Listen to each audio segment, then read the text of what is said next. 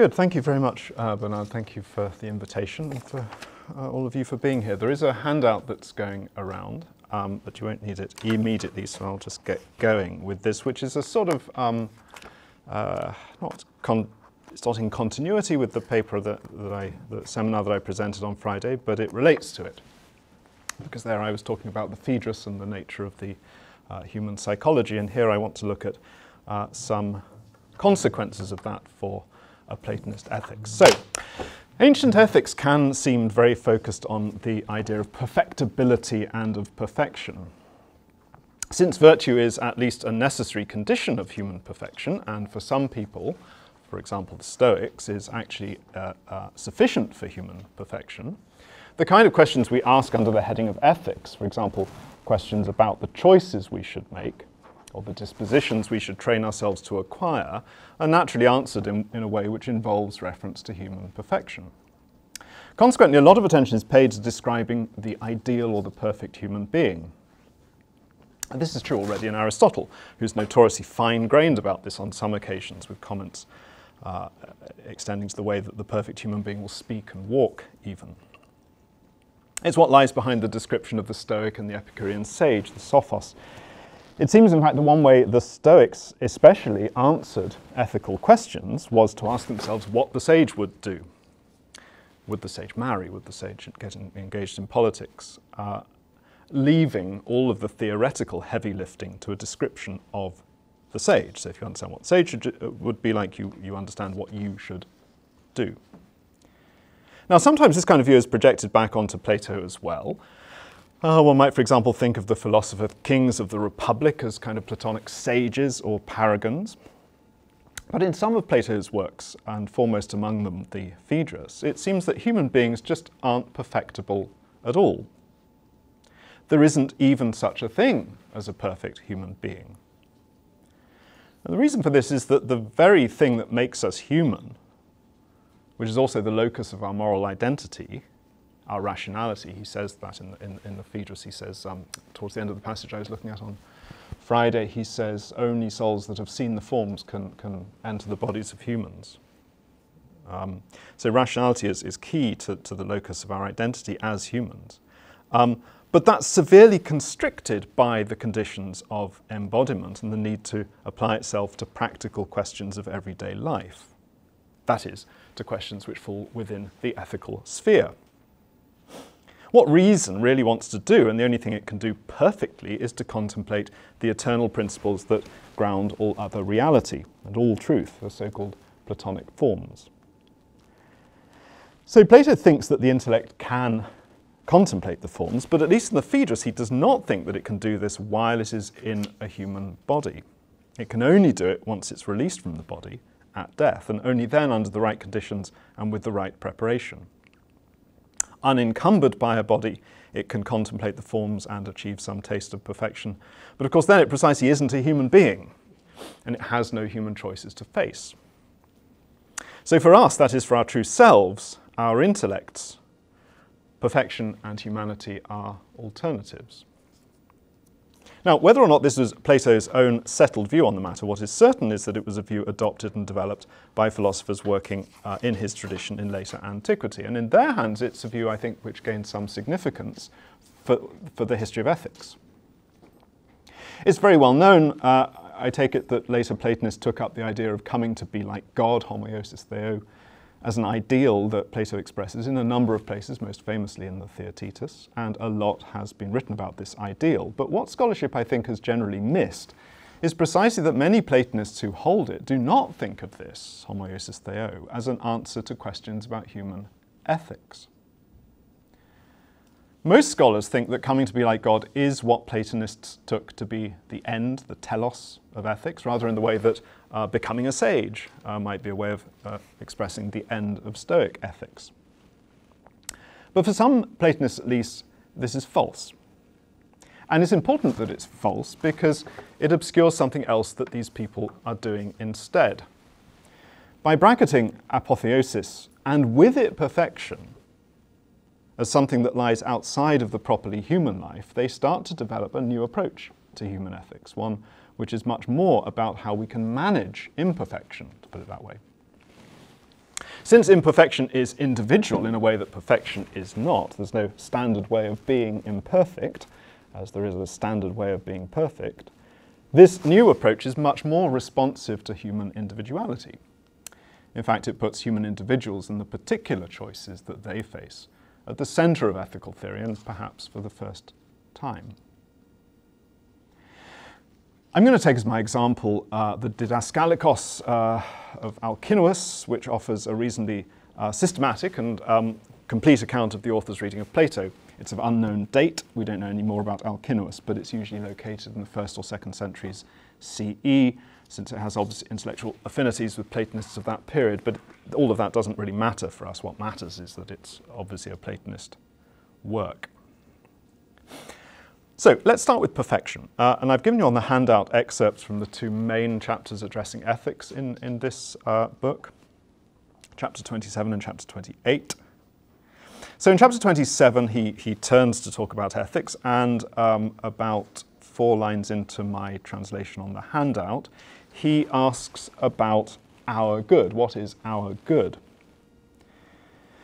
Now, by this slightly strange locution, he evidently means to be asking what it means for us to be good. That is, good in our kind. So he's not asking about what it means to be sort of well-behaved or something of that sort. He's asking what it is to be a good human being in the kind. A state in which, by the way, he also says that we're going to be happy, eudaimon, and presumably on just the sorts of grounds that Aristotle outlined in the first book of the Nicomachean Ethics.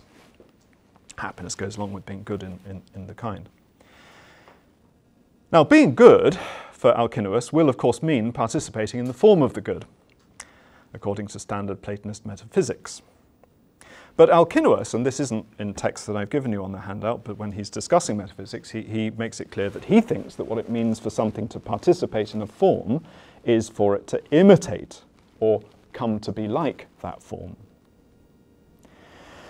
He also has the view, and I'm sorry to pile on views here, but he also has the view that the form of the good is identical with God himself, that is, with divine intellect. So to participate in the good, we need to come to be like God, homoiosis theo.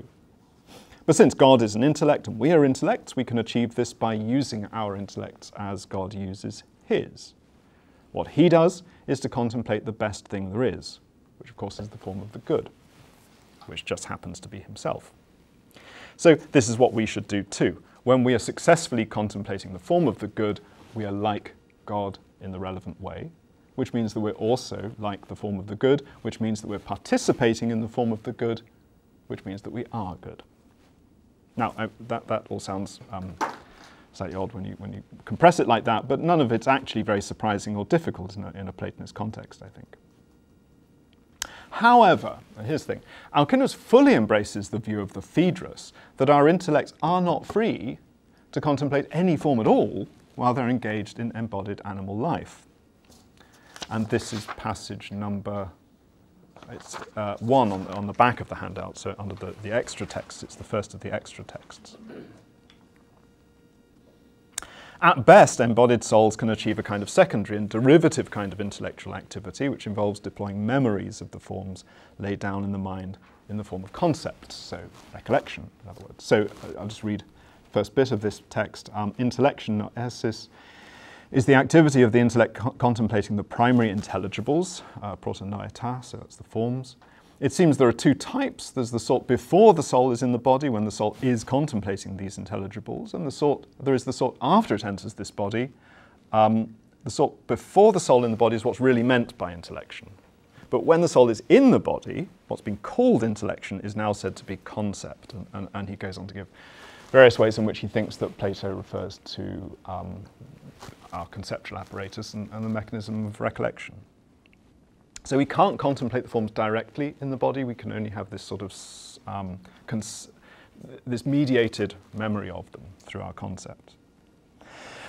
And this isn't something that Alcinous has forgotten about by the time he gets to the ethical chapters. So if you look at 27.3, so bolded 3 in the first text on the handout, the extract from chapter 27 of the Didaskalikos, right at the beginning, he reminds us of this fact, this claim he makes, that seeing the forms is something that the embodied can only wish for. They can't do it. And again, the Phaedrus is clearly in his mind here. So he says, Plato thinks that happiness doesn't lie in human goods, but those which are divine and blessed. This is why he said that truly philosophical souls are filled with great wonders, and that after they're released from the body, they dwell with the gods and travel with them in the circuit and see the plane of truth. This is what they strove to know in life, but they only see it afterwards. So it turns out that being good, and therefore, by the way, being happy, is simply not an option for a human being. Now, this is where things get slightly complicated, because Alcinous goes almost straight on to say in the next chapter, chapter 28, that coming to be like God is the end, the telos, of human ethical activity. So if you look at the beginning of the next text on the handout from Alcinous 28, sometimes he says that the end is to become like God. So it can easily seem as if Alcinous does think that humans are perfectible after all, despite what he said in 27. Perhaps, as some people have thought, he was exaggerating when he said that no contemplation of the good is possible for an embodied human being, or perhaps he changed his mind between one chapter and another. But actually, Alcinous is very clear about what's going on here if you read on. He's very clear that we need to make a distinction. When he says that coming to be like God is the human end, and even look at the way he says this, sometimes Plato expresses it this way. When that's what he's thinking about, he explicitly doesn't mean the same coming to be like God that made us good. So if we go on in that second text a little bit,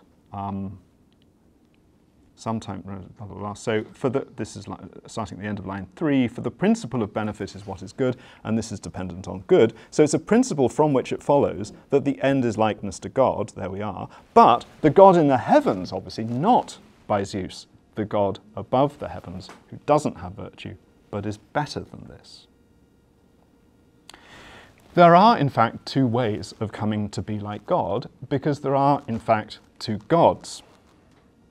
There is the form of the good, who we were talking about in chapter 27, who Alcinous identifies with the demiurge, the transcendent first cause of cosmic order.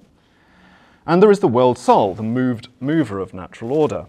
And it seems that Alcinous here wants to avoid the impression that just because being good involves discarnate activity, there's no value in or divine sanction for the activity of embodied intellects, that is, of human beings. In fact, their activity is every bit as necessary to God's providential plan as that of the world soul. Humans, by acting well in the world, are needed to make the world as good a place as it can be. So we are also doing something divine as humans and imitating a God, the world soul, when we act well as human beings. It's just that we're not in an ideal state as human beings. Even if we're virtuous, we're not, in the strict sense, good. Neither then can we be, in the strict sense, happy, however virtuous we are, and whatever other material advantages we accrue. So, I mean, there'd be more to say about this and more text we could bring to bear here, but the long and the short of it is that Alcinous thinks that virtue is neither a sufficient nor even a necessary condition for being good or happy. They're two different things. They are sometimes aligned, but they don't need to align. Now, this is going to seem awkward and paradoxical if you assume, if you just take it as an assumption, as many have done, that Alcinous unreflectively inherits standard Hellenistic assumptions about ethics. But in fact, Alcinous' embrace of the Phaedrus division between our divine and our human states is remarkably clarifying and productive. By making perfection impossible for a human being, he gives a whole new seriousness to the question of particular human choices and particular human actions. It doesn't make sense anymore to answer questions of what I might do, or even how I ought to be, in terms of what the ideal person, for example the Stoic sage, would do, or how they are constituted. The question in front of me is what, given the dispositions and opportunities currently available to me, I should choose to do.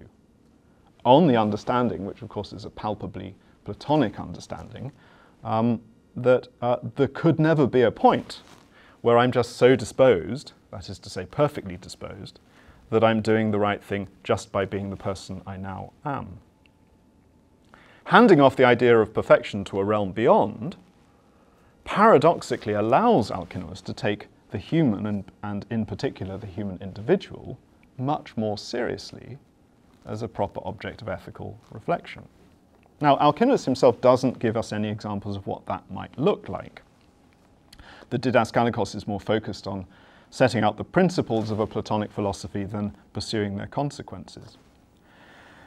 But I think we can get a sense of this especially from Plutarch, who has a lot to say in his ethical and indeed in his biographical writings about the interplay between individual character and ethical choice.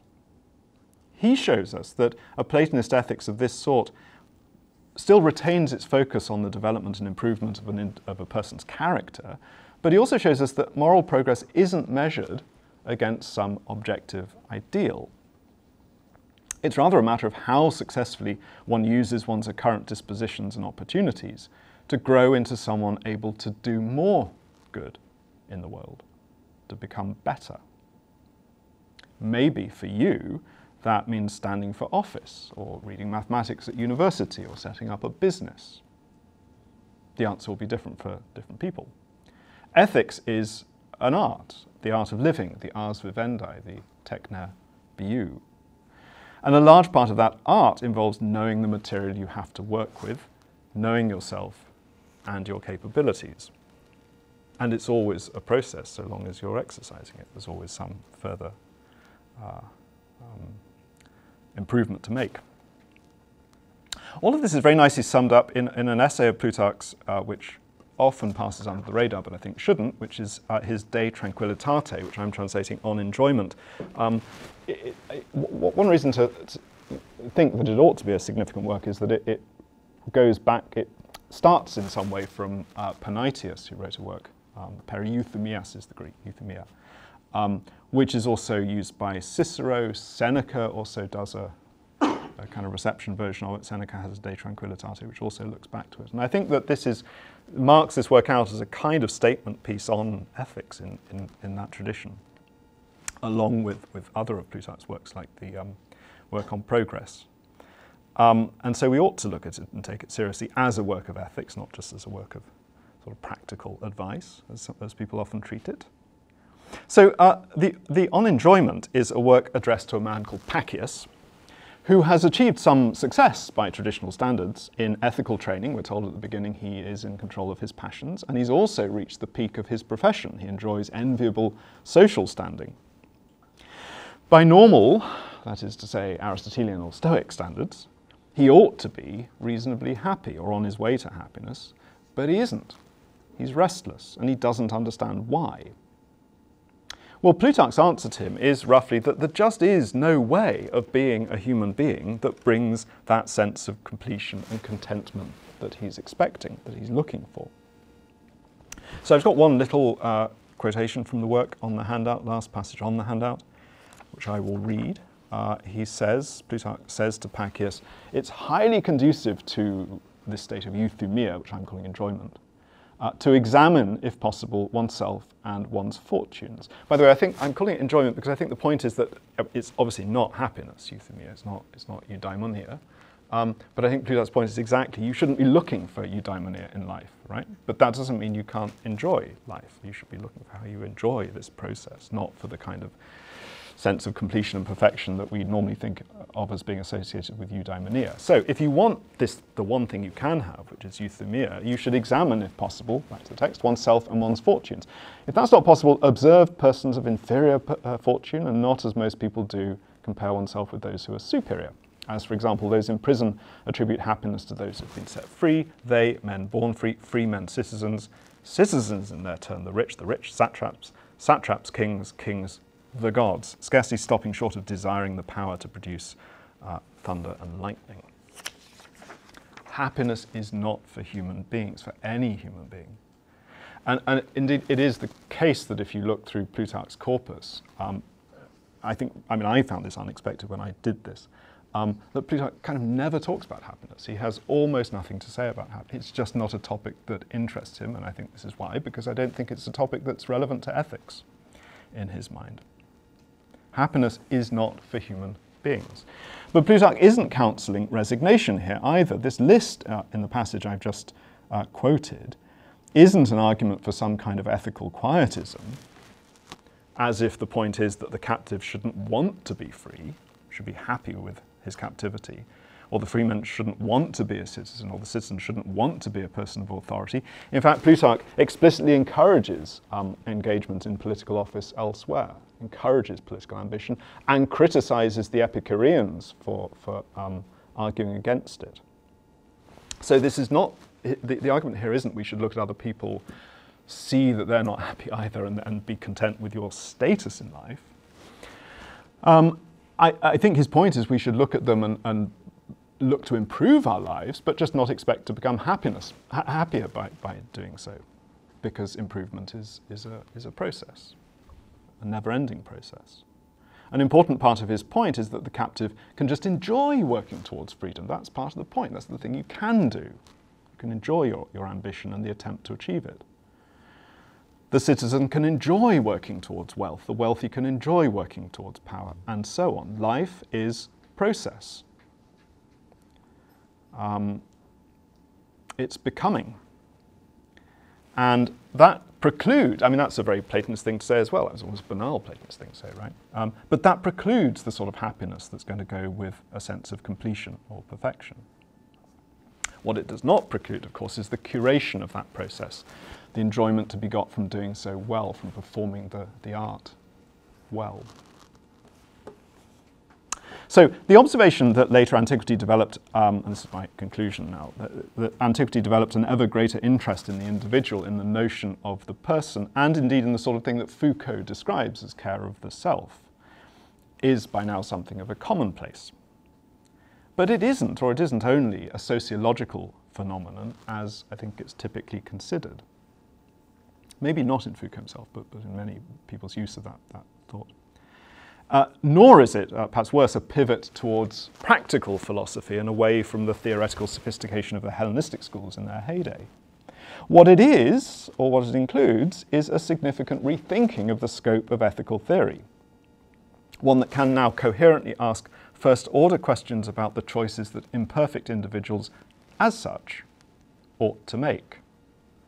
So the answer to every ethical question isn't go and be a sage. It's, well, think about who you are. What should you do here? What should you do now not being a sage? In other words, it's an ethics that can confront the choices that most of us, in fact, for the Platonists, everyone, are faced with. Thank you.